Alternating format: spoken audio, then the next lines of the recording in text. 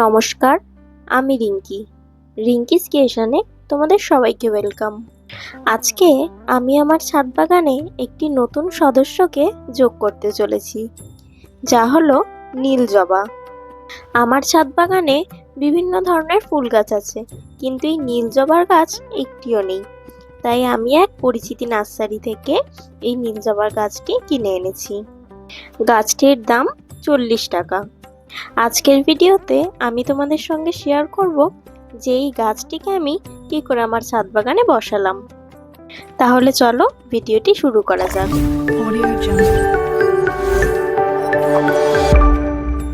নীল জবা একটি সৌন্দর্যপূর্ণ ও জনপ্রিয় ফুল, যা এর নীলচে রং ও আকর্ষণীয় গঠন দ্বারা পরিচিত।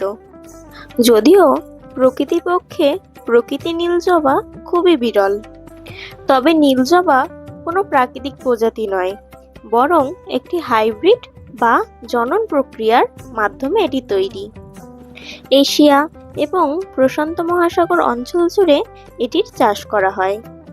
এটি একটি গ্রীষ্মকালীন উদ্ভিদ।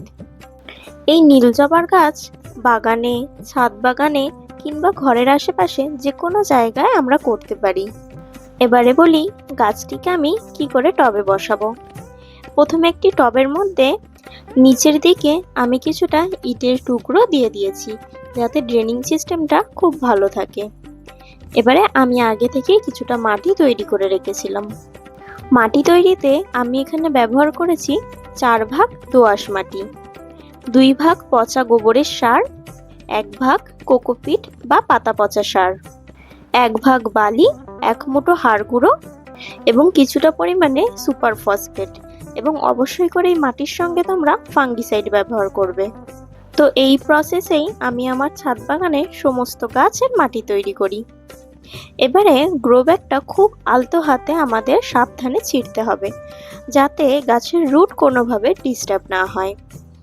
তোমরা এখানে দেখতে পাচ্ছ গ্রো ব্যাগটির মধ্যে শিকড়টা পুরোপুরিভাবে আটকে গেছে। এরকম প্রচুর গাছের শিকড় গ্রো ব্যাগের মধ্যে আটকে যায়। তার জন্য তোমরা খুব সাবধানে গ্রো ব্যাগের দুপাশটা ব্লেড দিয়ে কেটে তারপরে গাছটিকে গ্রো ব্যাগ থেকে বার করবে।